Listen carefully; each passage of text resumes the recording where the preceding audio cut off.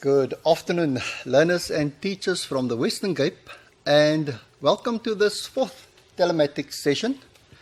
Today we're going to look at investment insurance, and this is one of the 15 topics that you are required to know and will be assessed at the end of the year on.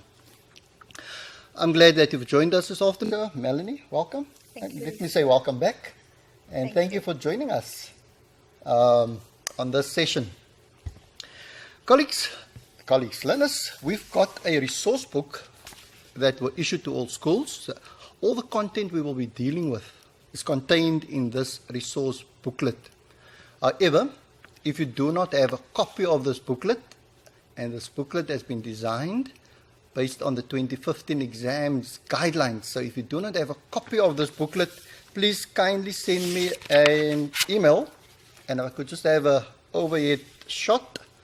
My email address is ldmomberg@gmail.com, ldmomberg@gmail.com, and most importantly, this video clip will be on the Western Cape Education e-portal.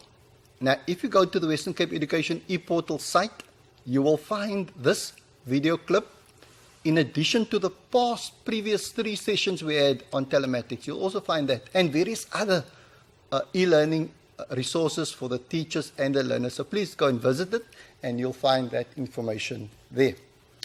Melanie, yes, we are going to talk about insurance. Just to put it into context, insurance is part of business ventures, and remember, you need to keep all your business ventures topics together, and insurance is one of the 5 that you should know.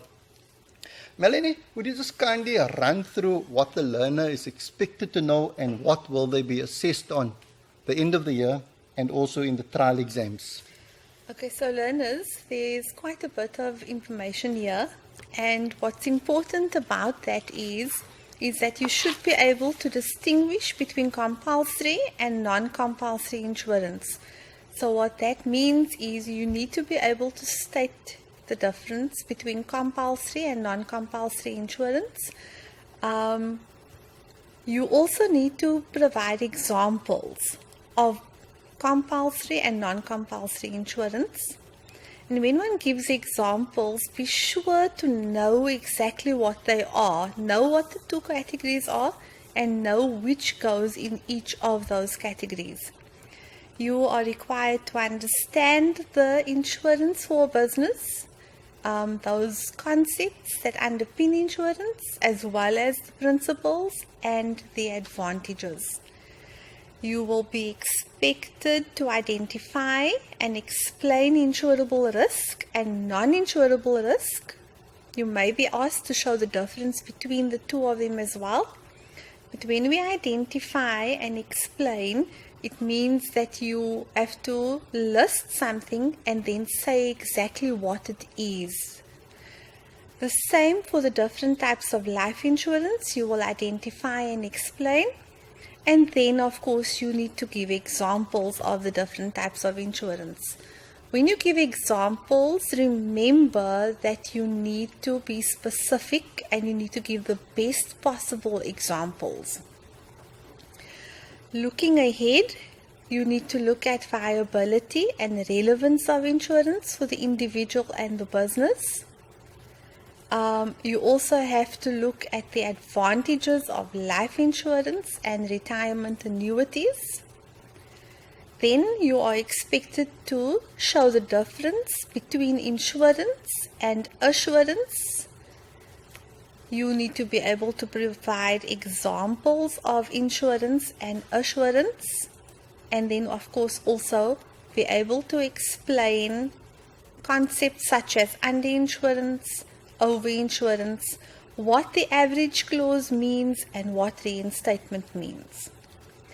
Then we have one calculation, and that is the underinsurance calculation, and where you see that word calculate, it means you're going to have to do some kind of working out. So that's important. You would have to explain the benefits of the unemployment insurance fund. You need to know the rights of workers registered for the uninsurance employment fund. explain the provisions of the road accident fund, know the rights of road users in terms of the road accident fund, and then you need to explain the main purpose of COIDA as a type of compulsory insurance. And there have been a few changes to the road accident fund, which means you need to keep abreast, know what the new aspects are, and that has been added to the road accident fund. Melanie, thank you for that. Linus, this list that Melanie just read out now, you can also use it as a checklist to ensure that you've covered the curriculum and that part of business studies 100%. Melanie, the first one, compulsory and non-compulsory.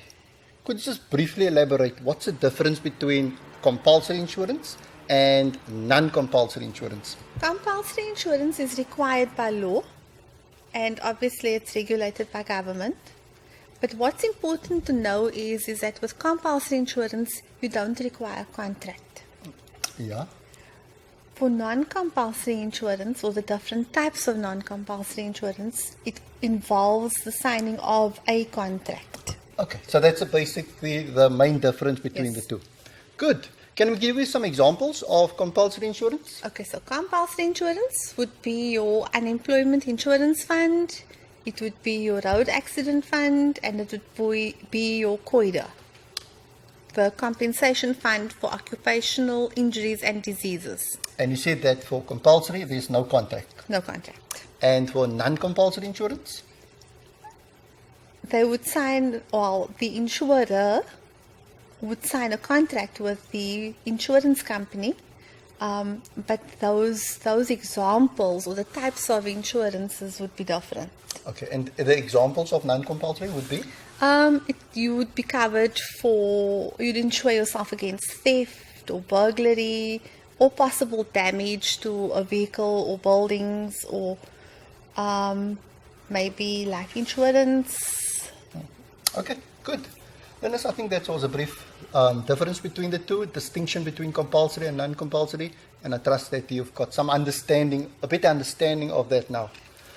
Melanie, yes, now, learners, I wonder if quite a few learners from different schools are tuned in. I will certainly acknowledge your presence, but I wonder quickly if you could briefly just help us and determine which contract or which concept is being clarified at the bottom.